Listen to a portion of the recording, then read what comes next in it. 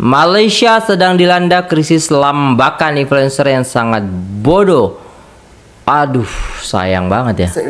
Astaga. Nabi Muhammad SAW kemudian disulami dengan isi dengan joget separuh bogel oleh wanita dekat sana.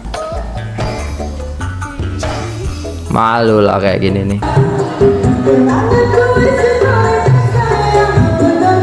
Halal haram tak tengok dah, bahkan berbangga lagi dengan apa yang mereka lakukan. Dan kelakuan ini adalah tidak sepatutnya dilakukan oleh orang yang dirujuk sebagai tokoh agama di sebuah kawasan.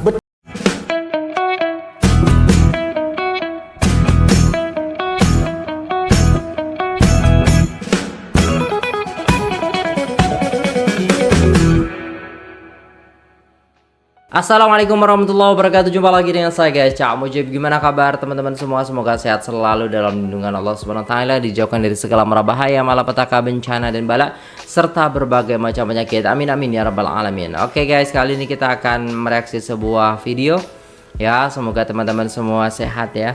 Kita akan reaksi sebuah video yang membuat saya itu kayak malu aja ya guys ya. Kenapa ini terjadi, dan ini berimpak juga kepada negara kita Indonesia dan Malaysia, termasuknya Malaysia ya guys ya. Jadi hal-hal yang viral, jadi kayak kita itu udah kembali jadi Nusantara di sosial media gitu guys ya.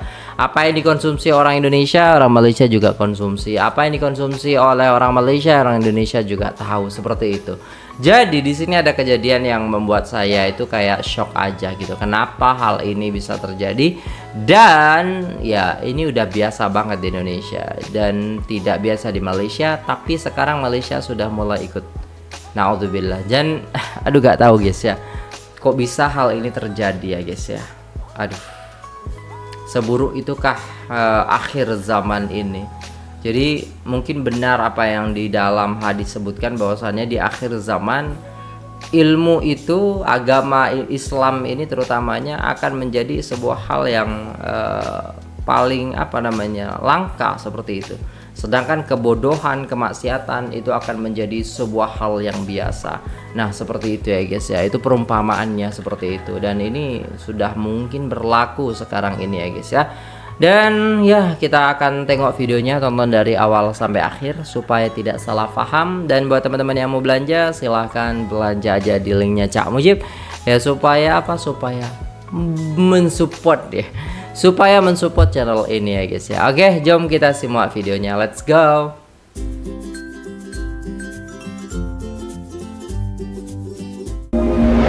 Subscribe guys, Bang Hashim Kaushin. Assalamualaikum warahmatullahi wabarakatuh. Waalaikumsalam warahmatullahi wabarakatuh.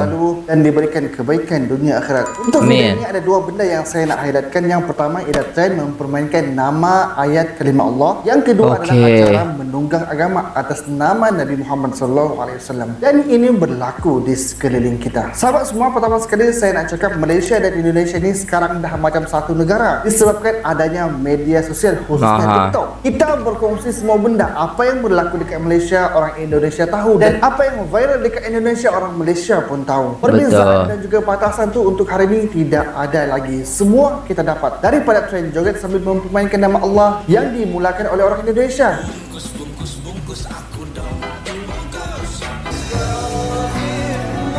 Kok bisa? Ini diikuti oleh rakyat Malaysia sendiri. Oh.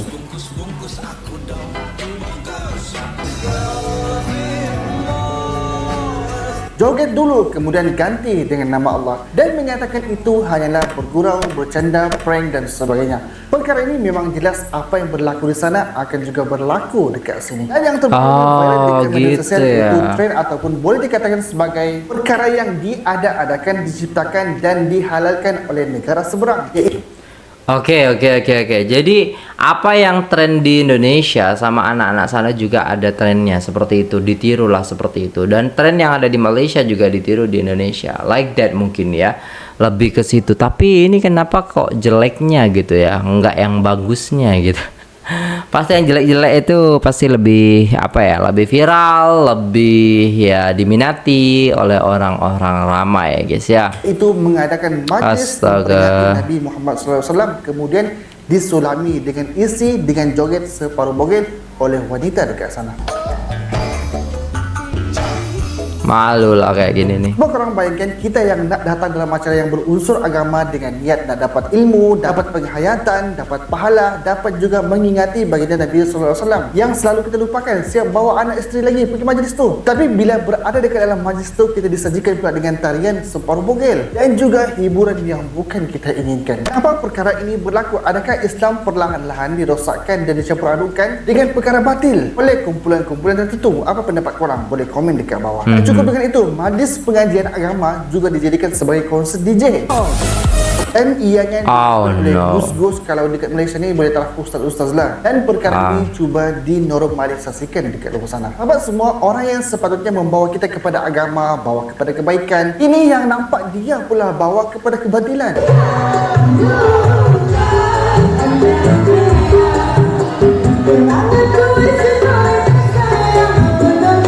Halal haram tak tengok dah, bahkan berbanggai lagi dengan apa yang mereka lakukan. Dan kelakuan ini adalah tidak sepatutnya dilakukan oleh orang yang diruduk sebagai tokoh agama di sebuah kawasan. Betullah kata orang Eropah yang masuk Islam, kalau nak tengok sebuah agama tu jangan tengok kepada pengikutnya, manusianya, tengok betul. Dan kajilah pada agama tersebut. Dan juga kalau dekat luar sana tu, orang Eropah, orang Barat sibuk nak memperkenalkan Islam dengan cara berhujah, memberi ilmu, memberi pengetahuan dan sebagainya. Tapi kita dekat Nusantara ni lain pula jadinya.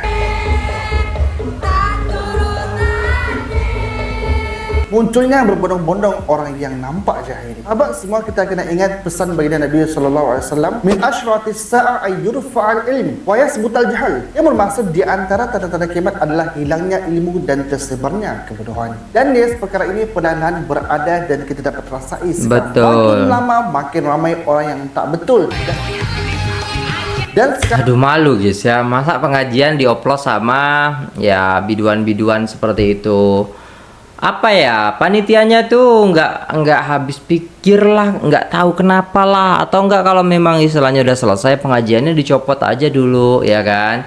Nah baru istilahnya mau buat konser kontes ya silahkan gitu. Tapi kalau kayak gini kan bikin malu aja gitu loh guys ya. Pun kalau kita tengok dekat media sosial ramainya lahir influencer yang sebagaimana yang dikatakan oleh pakar. Bukan Malaysia apa nih guys? Malaysia sedang dilanda krisis lambakan influencer yang sangat bodoh. Aduh, sayang banget ya. Influencer yang sebagaimana yang dikatakan oleh pakar. Bukan itu je, bahkan mereka menormalisasikan geng-geng pelangi. Sahabat semua, tidaklah heran kalau kita ditimpa musibah, banjir, bencana alam dan sebagainya, kerana ia dilakukan oleh tangan-tangan manusia sendiri. Sebelum ini pun ada seorang wanita yang mengalunkan bacaan Al-Quran tetapi disertakan dengan muzik.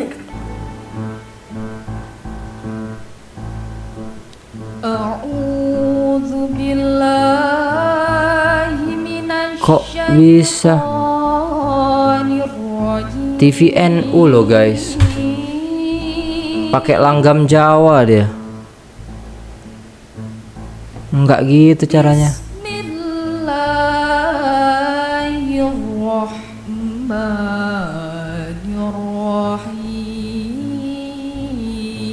Dan muzik tu ala-ala muzik Melayu. Juga prank nama Allah dekat media sosial sebagaimana yang kita tengok orang Malaysia sendiri pun buat.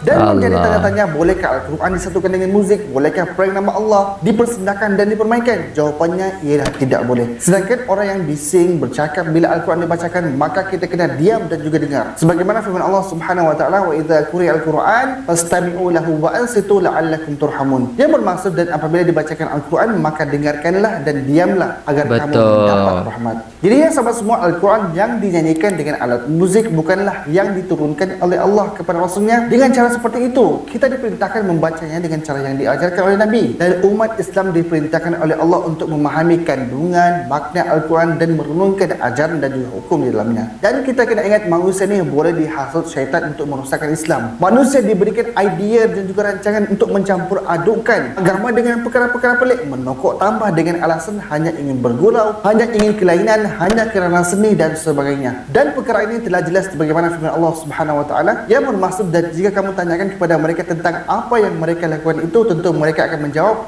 sesungguhnya kami hanya bersenda gurau dan bermain-main saja. Katakanlah, apakah dengan Allah, ayat-ayatnya dan Rasulnya kamu selalu berolok-olok? Tidak usah kamu minta maaf kerana kamu kafir sesudah beriman. Allahu Akbar. Maka para ulama sepakat bahawa ayat ini merupakan dalil tentang amaran tegas orang-orang yang memperolok-olokkan ayat-ayat Allah dan juga Rasulnya, baik secara bergurau dan sebaliknya. Jadinya kita tetap tidak diperbolehkan menggunakan nama Allah, ayat Allah, juga nama Nabi SAW sebagai tunggangan, sebagai hiburan untuk dipersendakan. Termasuklah hari ini semua nak dikaitkan dengan muzik daripada ayat Al-Quran, selawat kepada Nabi SAW. Kalau dulunya selawat ini dilakukan dekat masjid, di majlis-majlis ilmu, tapi hari ini malah ia dijadikan lagu dan berjoget, bahkan ia dilakukan oleh perempuan-perempuan yang separuh telanjang. Perkara ini tak elok kerana ia telah pun mencampur adukkan yang hak dengan batil. Sebagaimana firman Allah Subhanahu wa taala, "Wa la talbisul haqqo bil batil wa taqtumul haqqa wa antum ta'lamun." Yang bermaksud, dan janganlah kamu campur adukkan yang benar itu dengan yang salah, dan kamu sembunyikan yang benar itu pula padahal kamu semua mengetahuinya. Adalah tidak wajar untuk ditokok tambah juga dengan zikir selawat kepada Nabi sallallahu alaihi wasallam dipersendakan.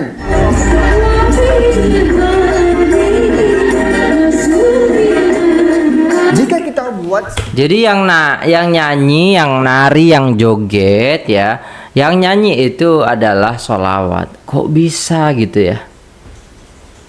Semiskin itukah ya moralnya, adabnya gitu, atau ilmunya gitu, sampai istilahnya tidak bisa membedakan gitu kan, ini baik dan ini tidak baik gitu. Naudzubillah. Memang itu tanda-tanda hari kiamat, tanda-tanda akhir zaman ya, hilangnya keilmuan dan munculnya banyak kebodohan. Seperti itu guys ya. Seperti itu, maka generasi akan datang akan buat lebih lagi daripada itu. Mungkin bukan hanya Al-Quran dengan muzik, tapi lebih dahsyat lagi. Dan perkara sebegini seolah-olah dilihat ingin meniru agama-agama yang lain. Sahabat semua, hari ini orang lain buat, esok hari dan kedepannya lagi akan ada lagi munculnya orang yang akan buat. Perkara ini perlu diambil perhatian, perlu ditegur dan diluruskan atas dasar keprihatinan kita terhadap agama. Sama ada perkara ini dilakukan oleh Muslim ataupun non-Muslim, perbuatan ini jelas dilarang dalam syariat Islam. Islam ini ada prinsip, tahu, umat Islam sejak daripada dulu lagi bersepakat bahawa menghormati dan memelihara agama Allah daripada segala cacat celah merupakan satu kewajiban. Bukan setakat itu sahaja, hari ini mereka yang berpakaian Islami juga menyanyikan lagu-lagu Yahudi dengan alasan ia lagu kesejahteraan.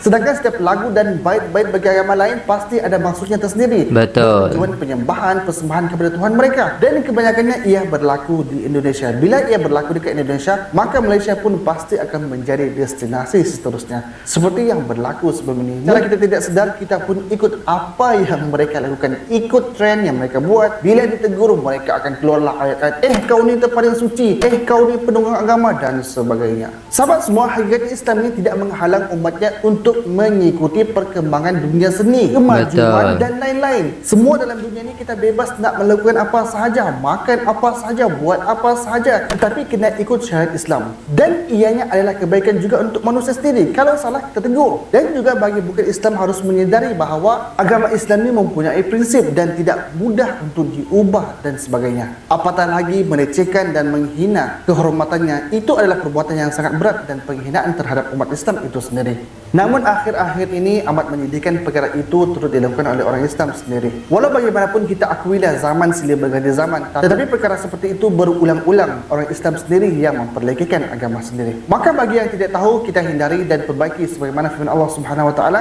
dan sungguh Allah telah menurunkan kepada kamu di dalam Al-Quran bahawa apabila kamu mendengar ayat-ayat Allah diingkari dan diperolok-olokkan oleh orang-orang kafir, maka janganlah kamu duduk berserta mereka sehingga mereka memasuki perbicaraan yang lain. Kerana sesungguhnya kalau kamu berbuat demikian, tentulah kamu serupa dengan mereka. Sesungguhnya Allah akan mengumpulkan orang-orang munafik dan orang-orang kafir di dalam neraka jahanam seluruhnya. Semua agama Islam ini dah pun sempurna dan tidaklah Nabi wafat melainkan sesudah baginda Nabi SAW menyampaikan segala ajaran dari Islam. Sebagaimana firman Allah Subhanahu wa taala yang bermaksud, pada hari ini aku telah sempurnakan bagi kamu agama kamu dan aku telah nikmatku kepada kamu dan aku telah redha Islam menjadi agama. Ya sahabat semua, tidak ada amalan kebaikan yang mendekatkan manusia ke syurga melainkan telah diajarkan oleh Nabi SAW, manakala apa juga keburukan yang mendekatkan manusia ke api neraka telah pun ditegur oleh baginda Nabi SAW. Jadinya apa yang berlaku hari ini kita kena sedar ia sebuah kesalahan dan perlulah ditegur. Dan perkara itu bukan untuk saya seorang saja yang tegur, tuan-tuan dan puan-puan yang beragama Islam perlu tegur dan menjalankan tanggungjawab. Akhir kalam sahabat semua, mari sama-sama kita berdoa semoga Allah mempermudahkan segala urusan kita, menunjukkan kita kepada jalan keridhaan-Nya dan dijauhkan daripada sebarang kemungkaran, juga terhindar daripada manusia yang mengajak kebatilan. Jadi cukup sekedar itu saja. Jika video ini bermanfaat, share sekarang. Assalamualaikum warahmatullahi wabarakatuh. Waalaikumsalam warahmatullahi wabarakatuh. Alhamdulillah kita dah mendengarkan banyak ilmu daripada Bang Hashim ya guys ya. Hashim ya. Tapi ini sangat-sangat memalukan sekali ketika istilahnya hal-hal yang jelek, hal-hal yang membuat istilahnya agama dipersendaguraukan. Itu sangat-sangat nista banget gitu loh guys ya. Apalagi di situ tadi ada TVNU juga, terus ada ya Maulid Nabi Muhammad SAW juga, yang mana ada tarian bogel di situ ya. Aduh, gak tahu lah guys ya, ada tarian-tarian seperti itu apa yang sebenarnya ada di pikiran mereka gitu.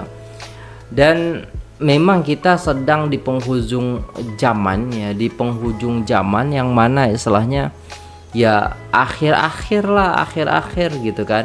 Maksudnya bentar lagi kiamat nih kayaknya gitu kan. Maksudnya hal-hal yang istilahnya bab tentang ilmu, bab tentang agama yang benar-benar itu banyak yang istilahnya tidak viral dan tidak diperbincangkan oleh mereka ataupun tidak dikonsumsi oleh mereka. Sedangkan hal-hal seperti ini, hal-hal yang menjelek-jelekan agama ya, mengolok-olok agama maupun istilahnya bergurau ataupun tidak, itu memang sudah tidak benar gitu loh guys ya. Agama ya agama, bedakan antara hak dan yang batil, seperti itu ya guys ya. Makin teruk saudara seiman dengan kita Indonesia nih, sedih tengok keadaan mereka macam tuh. Di Indonesia banyak yang mengaku Ustadz, Habib dan Gus, dan lebih gila lagi mengaku cucu Nabi Muhammad SAW. Aku syukur sangat lahir di Malaysia. Jadi memang apa ya, agak teruk sih kalau di sini guys ya, tentang hal ini menjual agama atas kedok agama dan lain sebagainya. Tapi memang ya sudahlah, kita memang harus mengakui itu, dan memang itu terjadi, dan efeknya juga ada juga istilahnya orang-orang Malaysia yang meniru seperti itu guys ya. Please lah, istilahnya kalau jelek jangan ditiru, kalau baik yuk kita tiru bersama, seperti itu ya. Jadi dalam dalam kehidupan kita itu ada beberapa hal yang mungkin perlu kita benahi gitu guys ya, dari segi bagaimana keyakinan kita, bagaimana keimanan kita, ketakwaan kita gitu kan.